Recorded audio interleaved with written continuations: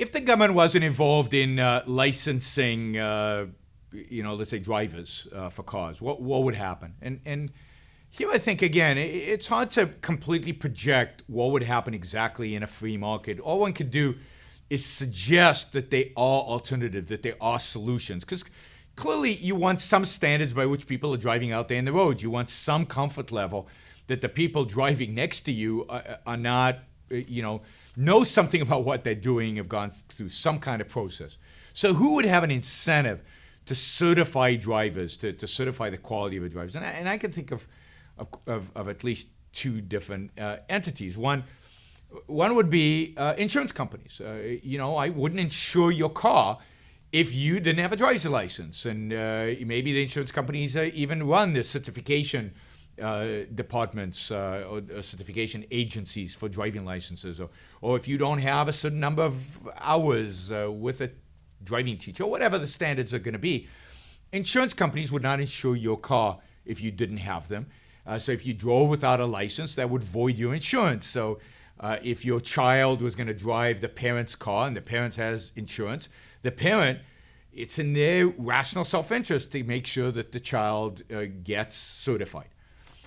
Who else? Well, you can imagine the people who own the roads would have an interest, and you could be fined. You could get a penalty for violating the contract. So when you went onto the private roads, they would say, we only accept on our private roads people who have a driver's license from these agencies, right? That would be another. You could imagine that. You could also imagine that a lot of the roads would be owned by insurance companies who would have an incentive to own the roads and insure people as well. And again, the point is this: in a marketplace, who knows? But there is an incentive.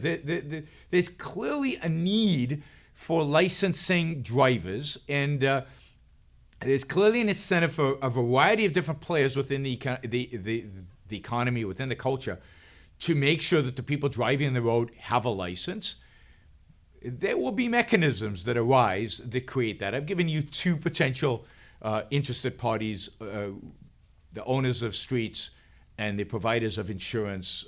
I think there are probably other mechanisms that I can't think of even to do the same thing. And again, the same thing would apply to things like age restrictions on driving. You don't want an 8-year-old driving a car.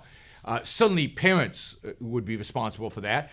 Think about the fact that if you let your 8-year-old drive and that 8-year-old got into an accident, the insurance company wouldn't cover it, and you, the adult, would be liable for that. That would provide you with both an economic incentive, as if you didn't have enough in terms of protecting your 8-year-old, provide you with an economic incentive not to allow your 8-year-old.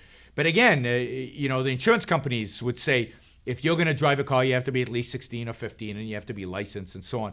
The owners of the roads would say, wait a minute, we don't allow 8-year-olds to drive on our streets, and if you do, that's a violation of contract, and we have a right to penalize you. So there are all kinds of these mechanisms that are built in to provide this.